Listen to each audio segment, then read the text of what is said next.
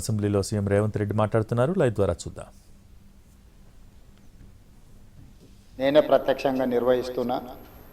చాలా సందర్భాలలో ఈ సమీక్షలో కానీ కన్సల్టెంట్స్తో కానీ అధికారులతో కొన్ని నెలల తరబడి సమీక్షలో నేను ఉన్నా కాబట్టి నాకు కొంత అదనపు సమాచారం తెలుసు.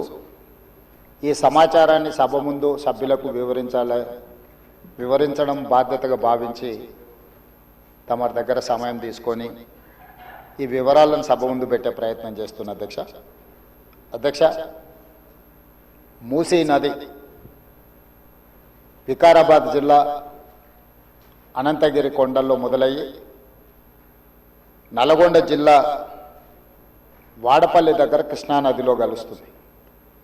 దాదాపుగా అనంతగిరి కొండల నుంచి వాడపల్లి వరకు 240 కిలోమీటర్లు మూసీ నది ప్రవహిస్తుంది.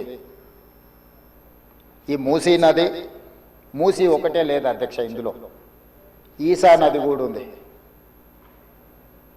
मेरे ख्याल से अकबरुद्दीन साहब को पता है, उस्मान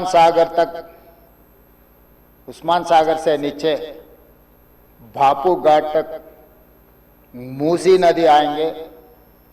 हिमायत सागर के ऊपर ईसा नदी है, वो नदी आके भापू घाट में, ये दो नदियों का संगम, इसीलिए भापू घाट वहां बनाए.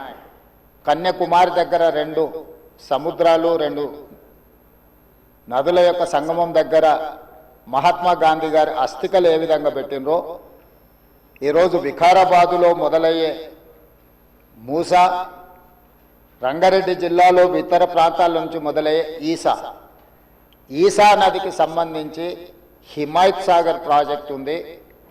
మూసీ నదికి సంబంధించి ఉస్మాన్ సాగర్ ప్రాజెక్ట్ ఉంది, అంటే గండిపేట ప్రాజెక్ట్.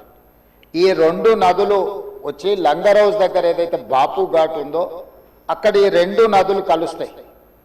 ఆ 2 నదుల కలయిక దగ్గరనే మహాత్మా గాంధీ గారి అస్థికలను పెట్టి బాపు ఘాట్ను నిర్మించడం జరిగింది. అధ్యక్ష, ఈరోజు నాగరికత నదీ పరివాహక ప్రాంతంలోనే పెరిగింది. ప్రపంచంలో ఏ నగర విస్తీర్ణమైన ఏ ప్రజల యొక్క నాగరికత అభివృద్ధి చెందిందంటే నదీ పరివాహక ప్రాంతంలోనే మానవుల యొక్క నాగరికత అభివృద్ధి చెందింది. నదీ పరివాహక ప్రాంతాలలోనే గ్రామాలు కానీ పట్టణాలు కానీ నగరాలు కానీ నిర్మించడం జరిగింది. ఈ నదీ పరివాహక ప్రాంతంలో నిర్మించిన గ్రామాలు మనకు ప్రతి ఊరు కానుకొని చెరువు ఉంటుంది. ఊరి యొక్క తాగునీరు సాగునీరు అవసరాలు తీర్చడానికి పట్టణాలలో కూడా మీరు పెద్ద పెద్ద లేకులు చూసారు.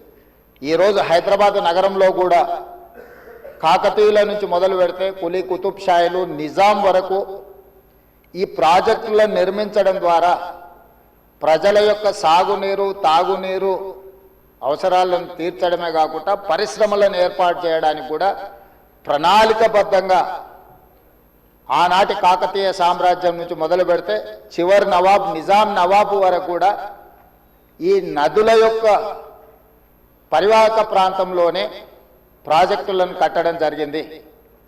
ఈరోజు మంజిరా నది ఉండొచ్చు, నిజాం సాగర్ ఉండొచ్చు, లేకపోతే ట్యాంక్ బండ్ ఉండొచ్చు, ఉస్మాన్ సాగర్ ఉండొచ్చు, హిమాయత్ సాగర్ ఉండొచ్చు. వరదలను నియంత్రించాలి. 1908లో ఈ నగరం మీద వరద తుఫాను ఉప్పెనై వేలాది మందిని బలిగొన్నప్పుడు నిజాం సర్కార్ నిజాం ప్రభు మనసు చెల్లించి ఈ సమస్యకు శాశ్వత పరిష్కారం చూపించాలి అని చెప్పి ప్రపంచ స్థాయిలో ఆ రోజుల్లోనే టెండర్లు పిలిచి సాంకేతిక నిపుణులను నియమించి మోక్షగుండం విశ్వేశ్వరయ్య ద్వారా